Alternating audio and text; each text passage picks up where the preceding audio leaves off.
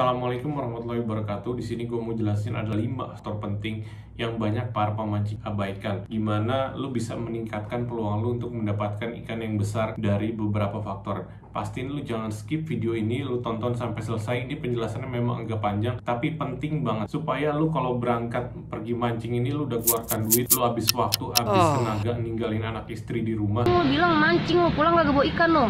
Tapi begitu lu pulang, lu tidak dapat hasil yang maksimal atau cuma dapat ikan kecil, atau bahkan lu kebanyakan boncos. Tonton video ini sampai selesai. Yang pertama ini gue mau jelasin faktor waktunya. Kapan dalam satu hari ini lu bisa memaksimalkan untuk mendapatkan strike ikan. Yang pertama, fase ini gue bagi menjadi 3, yaitu pagi hari pada saat sunrise, kedua siang hari pada saat matahari di tengah atau di atas kepala, dan yang ketiga pada saat sunset. Jadi urutan terbaiknya menurut gue pribadi, yang paling bagus itu pagi hari, yang kedua itu sore hari, dan yang ketiga ini siang hari. Kenapa pagi hari? Karena pagi hari ini ikan lapar. Pada saat malam hari mereka tidak leluasa untuk berburu mangsanya. Jadi kebanyakan ikan-ikan ini mereka akan buas banget dan akan segera menyantap ketika lu mancing di pagi hari. Kedua, siang hari ini gue nggak terlalu suka untuk pergi mancing siang hari. Selain panas, patannya ini tidak sebagus waktu pagi dan sore hari. Kecuali lu mengejar ikan-ikan dengan spesies tertentu seperti ikan tuna. Lu gampang banget kelihatan kalau misalkan lagi siang, apalagi mereka lagi ngumpul boiling, ada sumber makanan ikan-ikan kecilnya, dan mereka ini seperti torpedo. Mereka itu menyerbu umpannya dengan buas. Yang ketiga, sore hari ketika menjelang gelap, ikan ini sadar bahwa ketika malam hari penglihatan mereka tidak sebagus pada saat siang hari. Jadi mereka memaksimalkan waktunya untuk berburu di sore hari. Kalau misalkan pagi hari ini lebih umum ya, ikannya macam-macam. Kalau misalkan siang hari ikannya spesifik, sore sampai gelap itu ikannya umum dan bisa juga ngejar spesies-spesies tertentu seperti ikan tirusan, dan ikan tirusan ini bernilai puluhan juta bahkan sampai ratusan juta. Biasanya lebih gampang untuk didapatkan pada saat sore hari menjelang malam hari. Kalian udah tahu faktor yang pertama. Sekarang gue mau jelasin faktor kedua, dan ini sangat berhubungan. Faktor kedua ini yang paling penting dan gue mau bahas secara detail, tapi gue akan kasih tahu lo cara ngitung gampangnya gimana, cara cepatnya gimana, dan gue akan jelasin detail kenapa hitungannya seperti itu. Fase bulan dibagi menjadi 3 supaya lebih gampang, yaitu fase bulan gelap atau new moon, fase bulan purnama atau bulan lagi terang-terangnya, dan di antara fase bulan gelap dan bulan purnama. Pada saat bulan gelap, kenapa ini bagus banget? Karena ikan di laut tidak bisa berburu atau kurang kemampuan berburunya karena cahaya yang kurang. Makanya ketika fase bulan gelap itu bagus banget buat lo mancing. Mau mancing di pantai, mau mancing dasaran, kalian mau jigging atau mau popping,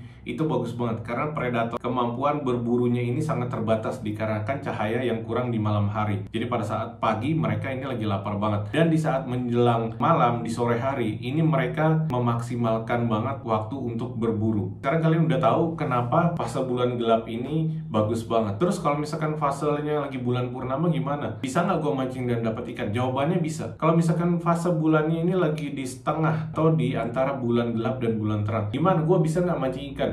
Bisa juga. Bisa nggak strike ikan yang gede? Bisa juga. Tapi tidak sebaik ketika fase bulan gelap. Sekarang gue ajarin cara ngitungnya. Fase awal bulan ini atau bulan gelap ini bukan dilihat dari bulan tahun Masehi, yaitu bulan Januari tanggal 1, 2, 3, Februari, dan seterusnya. Tapi kalian lihat bulan kondisinya yang ada di langit kayak gimana. Mungkin sebagian besar dari kita tinggal di kota-kota yang besar. Jadi ketika lu keluar rumah, lu mau lihat, oh ini kondisinya sekarang sedang bulan sabit atau bulan gelap. Ini kemungkinan besar nggak kelihatan karena banyak polusi, kelembabannya tinggi sehingga awannya pekat. Ada cara yang paling gampang, itu lu download aplikasi kalender Hijriyah atau lu googling kalender Hijriyah. Setiap tanggal 1 itu jatuhnya kalender Masehi itu hari apa. Cara gampangnya, ketika lu udah buka tanggal 1 di bulan Hijriyah itu dapatnya misalkan hari Jumat, lu tinggal mundurin lagi 3 hari. Artinya hari Jumat itu tanggal 1-nya di tahun Masehi, di penanggalan Masehinya hari Jumat, lu mundurin lagi 1 hari, berarti hari Kamis. Lu mundurin 1 hari lagi, ini hari Rabu. Lu mundurin lagi 1 hari lagi, berarti di hari Selasa. Setelah tanggal 1 ini, apakah masih bagus untuk mancing? Itu tetap bagus. Lu tambahin lagi 2 hari lagi, berarti hari Sabtu dan hari Ahad atau hari Minggu. Jadi lu sudah punya 6 hari terbaik di fase bulan gelap untuk mancing. Karena pergantian hari kalau menurut tahun Hijriah itu dimulai pada saat malam hari. Jadi kita melihat bulannya. Kalau misalkan di tahun Masehi Yang kita tunggu ini jam 12 malam atau jam 00 untuk ganti harinya. Misalkan lu udah dapat tanggal 1 di bulan Hijriah, ini berbarengan dengan hari Jumat pada penanggalan Masehi. Hari Kamisnya ini, hari Kamis malamnya ini, itu sudah berubah menjadi tanggal 1 sebenarnya. Berarti hari Kamis malam ini sudah ada bulan sabit. Tanggal 1 Hijriah itu bertepatan dengan hari Jumat. Cara melihatnya gimana? Kalian mundurin 1 hari. Kenapa gue bilang mundurin 1 hari? Alasannya adalah ketika hari Kamis ini malam itu sebenarnya sudah masuk tanggal 1. Makanya lu harus mundurin 1 hari. Nah, kenapa dimundurin lagi sampai 2 hari? Ketika lu mundurin 1 hari lagi dan lu lihat ke langit atau lu lihat di aplikasi fase bulan, itu bulannya benar-benar gelap total seperti gambar ini. Lu mundurin 1 hari lagi, itu sudah ada cahaya terakhir sebelum dia masuk ke bulan gelapnya. Makanya gue bilang itu adalah waktu yang terbaik. Plus 2 hari lagi setelah tanggal 1, itu di hari Sabtu dan di hari Ahad atau hari Minggu, itu tetap masuk hari-hari yang bagus untuk mancing. Di luar 6 hari itu gimana? Apakah bagus untuk mancing? Tetap bagus untuk mancing. Kalau misalkan bulan terang gimana? Bagus nggak? Bagus. Tapi kebanyakan nelayan memang nggak suka untuk mancing pada saat terang bulan atau fase bulan lagi terang-terangnya. Ada yang suka mancing pada saat fase bulan terang karena mereka melihat ini gelombangnya ini atau ombaknya ini membuat ikan-ikan lari ke pinggiran. Itu juga pendapat yang bisa diterima. Tapi kalau gue pribadi, gue tetap lebih senang mancing pada saat fase bulan lagi gelap. Kalau misalkan lo casting di pantai pada pagi hari pada saat fase bulan gelap, ini ikan akan lebih buas dan akan lebih beringas lagi untuk makan umpannya dan benar-benar ditelan. Jadi nggak cuma nyantol di bibir aja. Ketika lo tarik, ini kebanyakan lepasnya atau mocelnya. Kalau misalkan fase bulan gelap, begitu lo lempar umpan, apalagi di pagi hari ketika matahari belum keluar-keluar banget, lo pakai fosfor, ini gue jamin kesempatan dan peluang lo jauh lebih besar untuk mendapatkan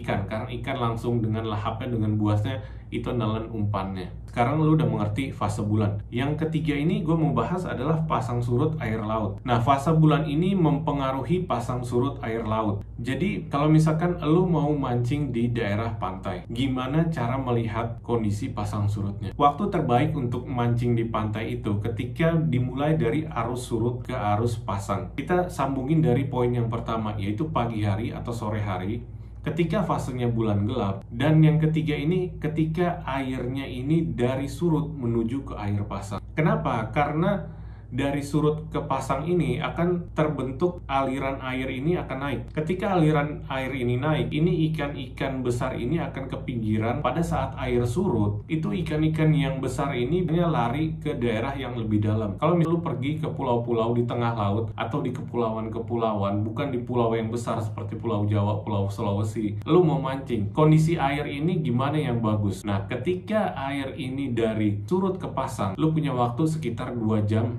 Dan dari pasang ke surut lu punya waktu sekitar 2 jam. Kan dari surut ke pasang dan pasang ke surut ini, di tengah-tengahnya ini akan terbentuk arus. Nah, banyak ikan-ikan pelagis dan ikan-ikan target yang biasa lu pancing maupun ikan-ikan GT, mereka biasanya menunggu dari ikan-ikan pelagis. Jadi ikan pelagis ini ikan yang senang bermain di arus dan mengikuti arus. Ketika mereka lewat, ikan-ikan GT ini biasanya ngumpet di sekitar bebatuan atau karang-karang. Ketika ada yang lewat, mereka ini langsung makan. Lu mau mancing di atas karang atau lu lagi ada di pulau-pulau, itu gimana kondisi airnya yang bagus? Itu sama pada saat kondisi menuju ke pasang dan menuju ke surut karena akan terbentuk arus. Tapi di sini lu perlu perhatikan juga ada gelombang-gelombang. Artinya ketika terjadi gelombang atau ombak mulai naik, mulai memukul-mukul batu, itu adalah kesempatan yang bagus. Karena ikan-ikan kecil ini biasanya keluar dari persembunyiannya, mereka akan pindah tempat dan ikan-ikan predator ini biasanya tahu kapan timingnya. Air ini memukul-mukul karang ini, itu adalah kesempatan yang paling bagus untuk kalian